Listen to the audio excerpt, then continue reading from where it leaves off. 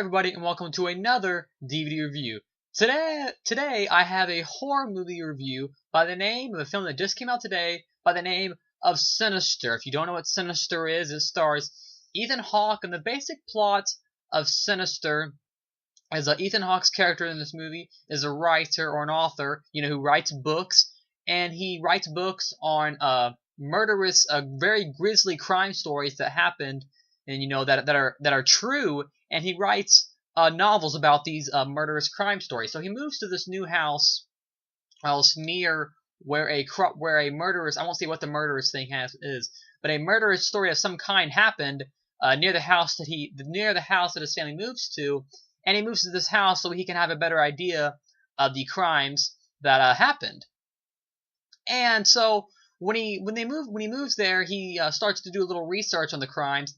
And the way he does this is he goes up to the attic of the house that he moved into, and he runs across these home movies. And for some reason, the thing that did the killings for this, for some reason, there's some home movies of it, and he stumbles across these, and as the movie progresses, I won't say too much, but he starts to watch these, and slowly throughout the film, you start to find out the bigger picture of things. And that's pretty much the gist of the film Sinister. Sinister is actually directed by the same man who directed The Exorcism of Emily Rose, a man by the name of Scott Derrickson. I haven't seen the movie in a long time, so I really can't name my opinion on it. So anyways, now I'm going to give you a little my opinion on Sinister. I thought Sinister, overall, I thought it was a decent film. Nothing too amazing. Honestly, after watching it, I felt it was a little underwhelming. I was actually expecting, from the trailer, I was expecting a lot more, maybe more, but I was just expecting a lot more. And after getting out of that theater, I felt like there was a hole in my heart. I just felt like I really felt like I was missing something after the movie. I will say I do have lots of positive things to say about it, and one of those positive things is the build-up. I really like the build-up for Sinister. I was interested most of the way through. The build-up was nice. I was really cool, seeing him find the home movies, and then hooking them up. And as he watched the home movies, it was, it's just the whole movie itself, I will say, does have a very eerie and a very creepy vibe and tone and pattern to it. So I really like the vibe of the movie. It has just a very eerie and creepy vibe, and I did think that there were some very effective scenes in the movie, and it was really interesting. Ethan Hawke's character doesn't know exactly what happened when he moves into the house. He knows kind of what happened, but as the film progresses, he starts to learn more, and as he starts to learn more, of course, the viewer and the audience who watches the movie also starts to learn more about the murder. So it was kind of cool, kind of interesting in that fashion, starting to, as he learned, you learned, and I really liked that about it also.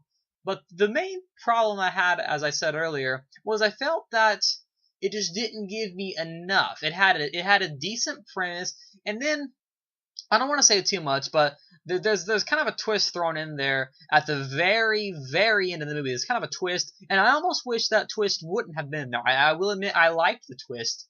It was different, but I almost wish it wouldn't have been there, and I almost wish that it would have just stayed in the realm it was going. I think if it would have stayed in the realm where it was going, I think it would have turned out to be a lot better than it was. But it kind of took this twist, and then it kind of seems like they pulled the twist just kind of out of the air. They just kind of pulled it out of nowhere and said, "Here you go, take it or leave it." And I wasn't really digging that. So overall, I'd say Sinister, it's not a horrible film. It's the same people who produced both Paranormal Activity and the film Insidious, and I would say I enjoyed both Paranormal Activity and Insidious a lot more.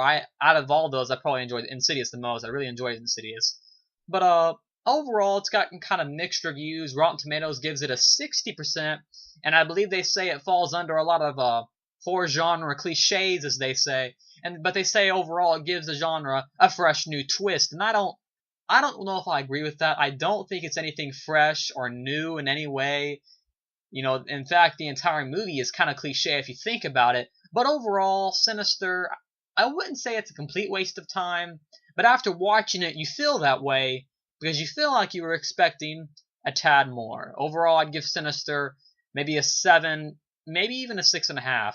And that's a pretty low rating, but I'm gonna go ahead and give it just a solid, generous 7 out of 10 because I do feel like they were trying. And like I said, the movie did have some very creepy vibes to it, and I was a little creeped out by some scenes, some good sound effects, some good, loud sounds in the house. And I guess one of the other problems was that the film was very slow. If you're expecting a lot to happen in the film Sinister, you're not going to get that because not a lot happened. It's real slow.